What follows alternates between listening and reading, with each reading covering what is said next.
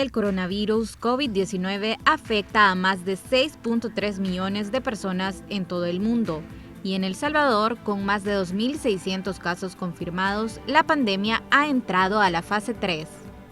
Pero hay una línea de defensa, ya que estamos en fase 3. La fase 3, cuando la fase 1 es la importación de casos, que la tratamos de detener al máximo.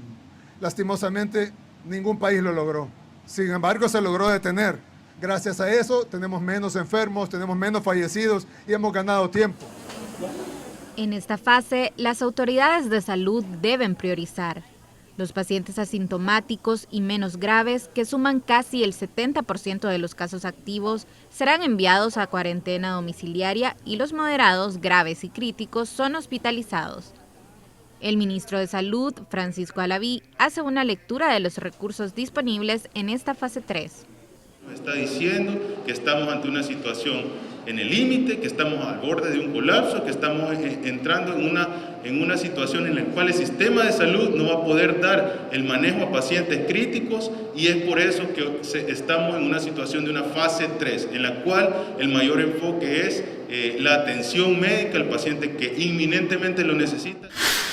De los más de 2.600 casos confirmados de COVID-19 que registra El Salvador, el 56% se encuentran activos, un 41% se ha recuperado y solo el 1.78% ha fallecido, mientras que los pacientes en estado grave y crítico representan el 6.8% del total. El doctor Jorge Panameño, infectólogo y miembro del Observatorio COVID-19 del Colegio Médico, explica cómo influyen las cifras de infectados para declarar la fase 3 de la pandemia. Hay dos maneras de definir esto.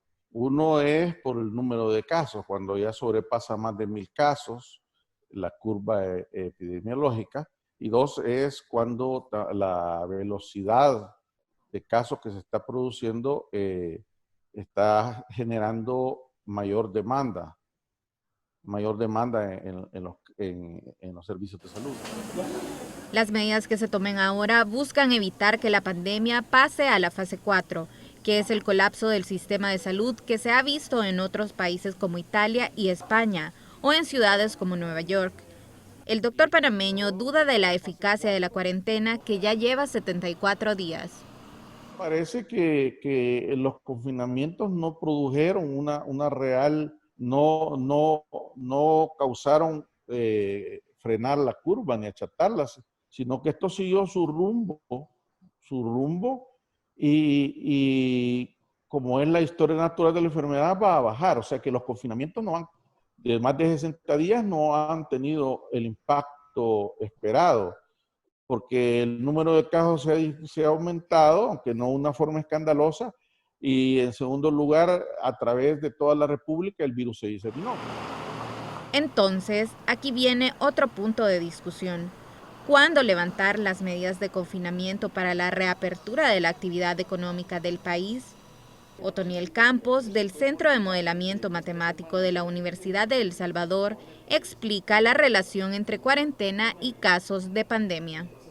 Cuando se imponen medidas bien estrictas, entonces la iteración de las personas es mínima, ¿no?